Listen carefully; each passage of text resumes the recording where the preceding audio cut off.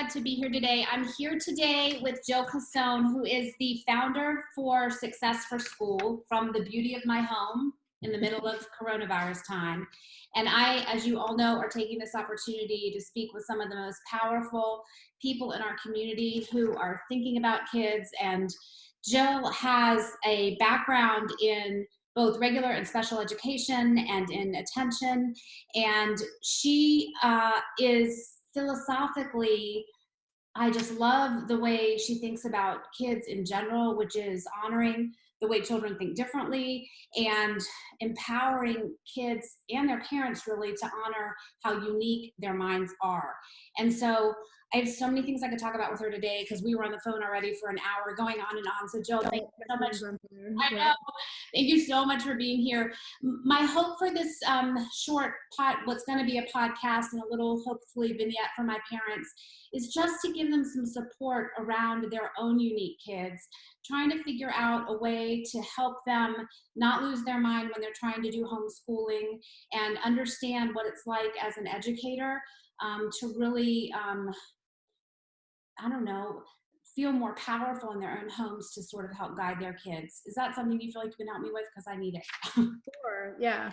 And I think that's like a challenge that there's people find themselves homeschooling now, and there's like a comedian that did this whole little vignette about how he's so thankful that for teachers. And it was like a little joke because he was like, I took my kids to the woods for a 23-minute field trip, and I realize now I so appreciate teachers who take my kids on 8-hour field trips. What was I thinking? And it was really funny. But I think, parents, while they're working and they have like little ones home, or even if they have a teenager home, I think they have a whole new perspective about what a teacher does during the day, because they're finally realizing that their child doesn't have to, be a captive audience to one person in the front of the room for a whole 6 hours.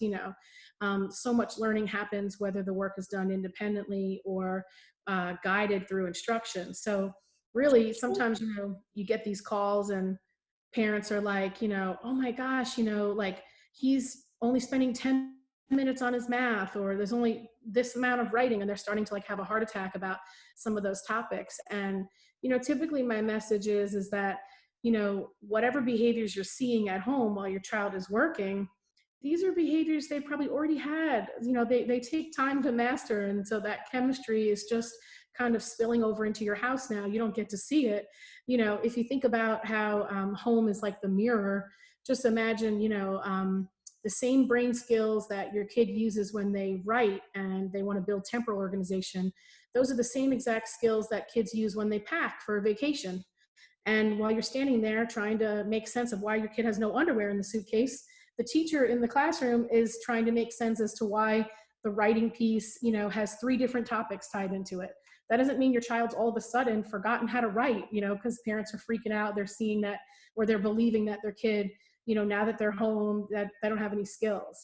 That's not true. It's just that kids learn differently and their brains don't really walk like a railroad track. A kid's brain is like a spider web. They might be all over the place, and an onlooker, an adult who doesn't spend all day with them, might view that as a little chaotic, So and Jill, that's not necessarily true. let me interrupt you and just ask, so how, when a parent is at home, like a lot of my parents want to know, like, what's a normal amount of time they're supposed to be on their electronic, and then in their, like, what is the attention span? Not for the kids who are ADHD. We're going to talk with someone a little bit about kids who have special attention needs in the classroom, or to support parents around that. But just the general learning when a parent, sometimes with my own kid, I'm just like, thinking, are you done already? Like, did you finish it? How far did that go? Are you sure you haven't spent so much time on it? How much should our parents be expecting our kids to really be focused? Because in the classroom, there are more distractions in some way, but there's a person constantly attacking them, or at least giving them a quiet space to learn. And so I think some of my parents are really having a hard time knowing what the right expectation is. Yeah, and I think that expectation is like the premise for like ownership. So like when they're in the classroom and the teacher is like that sage on the stage and she's giving all the directions and making sure that everybody's in their places, you can think about all of the lost time, because every kid is times X amount of kids in the class. Well, now you're in your home And you don't need to be sage on the stage, because now you can just be guide on the side, because the teacher is unable to do that sometimes. When you're home, instead of your child having to wait for the directions be given, right now in our homes while they're homeschooling, everything's written out. If you think about some of the things that go on in the classroom, teachers explaining situations or expectations of work, some of that is completely streamlined now. So when you think about a typical writing assignment, let's say for a ninth grader, if it's a 50-minute class, the teacher might expect that about half the assignment would get completed. Well, now our kids have 50 minutes and there was no directions, there's no bell ringer, there's no warm up. So parents need to kind of lower their expectations a little bit and understand that kids are able to have much higher time on task when they actually go to start the assignment. So, I too see a lot of parents like having worry about, well, this assignment only took them 20 minutes, but when they're home and they're doing homework, it's dragged out till 7 p.m. Well, it's dragged out because they're exhausted. They're spending a lot of time, they use a lot of mental energy, and now they're in your house and they're taking that whole day and it's compressed in this little bit of time. So rather than us focus on the time, my suggestion to parents is to focus really on like what the child's supposed to take away from that activity. So if there's an assignment and the child's activity was to write an essay and they wrote an essay, then our job as parents, if we're going to stay out of that learning space, is to let the kid complete that and then receive feedback and make changes and submit the work just like they would normally, without us having some Parent. yeah, not the parent. In other words, like not for the parent to become the teacher, but that parent to be the guide on the side. So rather than like nagging and then feeling anxious and then starting to extrapolate all those thoughts into, oh my gosh, is my kid gonna do a really great score on the SAT? Because now I see them only doing this one paragraph essay. Yeah. Yeah. Instead, it's, practicing just some quick coaching questions like, what was expected from this essay? Do you feel like you did your best work? And if you really get an honest answer, then let that go and let your kid move on, because the big difference right now in homes is that kids get to own their learning right now. Yeah. And they're not waiting for directions. So that's really key. That's really key. You see that in sports all the time too. When we were younger, you used to be able to play a sport and really own all the rules. And now in some of our organized sports, kids are still looking to their coach. Did I do it right? And, I want to remind my families, we just did a book club on how to raise an adult. And this is the same concept we talked about when we talked about this book club. And if you haven't seen my book club, you need to get this book and watch the videos.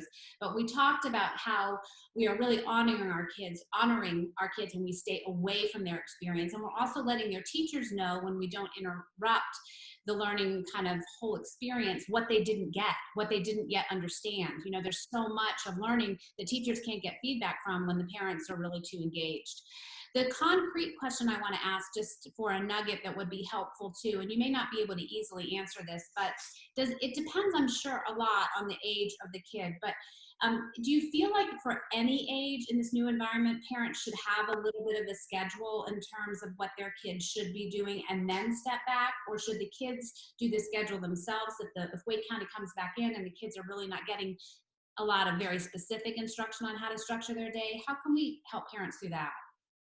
So I kind of break the category into two parts. If the kid is like fifth grade or younger, I highly recommend that parents break the day up in 30-minute increments, and they alternate like work that's heavy concentration with like outside fresh air and like, a real break. And keep your promises. I tell parents, it's like, if you make a promise with a kid that when the timer goes off and it's 30 minutes, that they get to run outside, even if they're not done with the work that you set for them in the 30 minutes, that you keep your promise, because it's kind of like you're kind of like taking care of the goose so you can get that golden egg. You want to care for the goose and you're going to get the egg. But if you worry so much on getting the golden egg out of the kid, you're just going to cause a lot of frustration, because the day feels a little easier for them to manage when it's in chunks. But when the student is like in sixth grade, and if you have a kid that's even an immature sixth grader, I still say to do it. I basically recommend that parents have the kid wake up and eat breakfast. I kind of encourage them to get dressed so that like the brain turns on, like I'm going to do something new. I think that's hard for all of us because some of us are still in our PJs all day long. But for sixth graders, yeah, for sure. But for sixth graders, I tell parents, like once they've eaten, I basically tell parents to tell their kids, you can't do anything else until you bring me your schedule. So like make that kid sit down and make a to-do list. And I ask them to like list everything first, just to dump everything on the paper, make a quick list. I want to get this done for math and this done for writing and this for English, etc. And then they get to make their own schedule. So you basically just give them a blank sheet that has dinner and lunch and a few other things that your family requires. And then the kid gets to fill in the rest. You're really accomplishing two major things. One, you get a schedule and you didn't have to micromanage it. So that's awesome. But the super big thing is think of the amazing executive skills you're getting your kid to practice every day you have them in your house. You're getting them to build planning and prioritization. And that is a super hard skill just for kids' brains to build. And many of these schools don't have time to teach study skills, and that's not their fault, you know? So even if they teach the skill, it doesn't mean the kid has time to practice it. We can give them an agenda, but unless we're giving them real time to lay things out, they don't learn that skill. So now that we have them in our houses for a few minutes, we can do that. And I think that's super powerful because the younger kids, they're going to need structure. And if you keep the schedule the same, they'll get into a really clean routine. I try to, tell parents if it took a really hard time for the kid to concentrate and you give a break and they don't seem ready, pick an alternate activity that's super fun. So let's say you have a kindergartner or a first grader and you're trying to work on sight words. Yeah. Go ahead and get math done, give a break outside, and when they come in, before they do reading, if you really think they're not ready, put sight words around the house and tell them to go find them and give them a pack and let them go find the matching word. Like little things that you can do just to give a little transition before something else that's like more concentration starts again. The older kids, you really get that motivation if you let them plan. I love, love, love that. And can you think, I don't want to put you on the spot as we end, but I just want, can you think of any other, because I think parents feel like a loss that their kids are not getting this education that they were getting before, and a lot of pressure that they're not filling that void that was there. And I'm not saying that isn't true because God knows our teachers are fantastic. But can you think, in addition to those executive skills that you described, of any other accidental gifts that this experience could be giving parents with their kids at home? Because I don't think that that's a really labor intensive opportunity for parents. Like, just make your kid make their own schedule and then accidentally teach them executive skills is like, oh, I love that. So are there any other ones that you can think of that might be an accidental gift that parents could hunker down on when they're really feeling stressed? So, when you think of like executive skills, I kind of group them for parents in two categories, like the thinking ones that take more temporal organization to them, and then the doing ones. The doing ones would be things like, emotional control, for instance. So I love to like teach kids flexibility by accident. Ooh. So when you have them at home, when we're teaching in the classroom, like, you know, I think teachers have this natural ability to put some constraints on activities that teach team building or communication, and they sneak them in. So parents can do that too at home. Flexibility is a really hard executive skill to get kids to practice, because if they're rigid in their thinking, they don't want to be flexible, so they don't want to practice it. So things like, I tell parents, like, make novelty your best strategy for teaching flexibility. So, when your kid gets up in the morning, if it is not like a strategy in your home that you make your kids make your bed, do something novel and tell them, go pick a sibling in the house and make their bed. And you're teaching flexibility because when they get in that other kid's room, they have to deal with the landscape that is now someone else's personal space. And that helps kids grow. It helps that rubber band stretch a little bit more. Another little trick to that would be, if a kid has a regular chore that you've always been working on, turn around and ask them to pick a chore that belongs to somebody else. And that whole presence of being able to accept something that's out of their control teaches them to stretch in that flexibility. And that's just a little nuance that parents can try. Other things that you can teach are like delayed gratification. So you wake up and you have a really little kid, like kindergarten, first, second, third gradish still. Those kids really need to learn delayed gratification. Society doesn't give us a lot of opportunities anymore to practice as much. And so at home, that's a great one to practice, because they can do things like, start 5 days in a row where the kid has some open free time as soon as they get up in the morning. But then on the sixth day, say, okay, well, you can go and you can put on your My Little Pony show or play with this or do that as soon as you've completed this. So they can just make some tweaks in a schedule, even if they're working from home. Mm-hmm.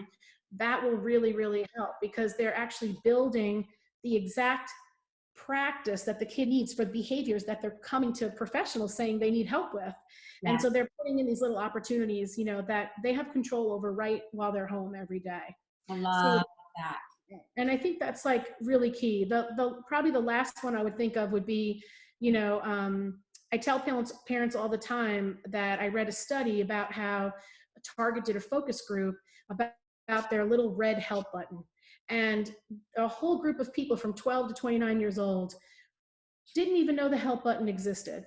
And when they were asked about why didn't they press the help button, and they actually told the people that they didn't know it existed, when it was explained to them, they actually said, "Oh, I'd have to talk to a real person."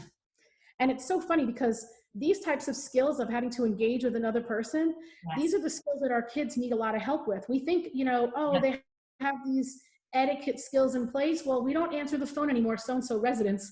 We don't go to the door anymore. We've stopped, when we get to a grocery store, when I was a kid, if you needed to go to the bathroom, my mom's like, go ask the clerk where it is. Yes. Our kids don't walk up to a person in a red vest and talk to them.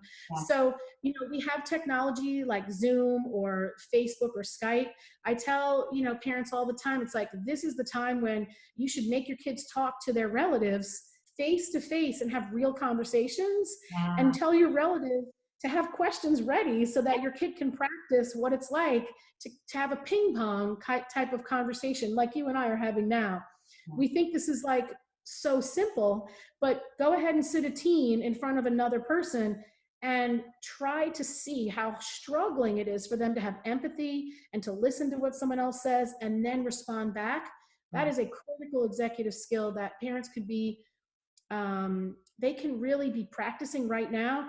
And if you're trapped in your home and we're isolated from people we love, especially at holiday time, what a great way to practice that skill and then be able to make grandma and grandpa feel like, wow, my teen grandchild that I hardly ever talk to, I know so much more about them. So they asked about me, right? Because many of our teens are sort of passive. I'm always saying to my child, I love how you talk to that grown-up, but you didn't ask the grown-up anything about themselves. Like a reciprocal conversation is, thank you for asking about school. How are you?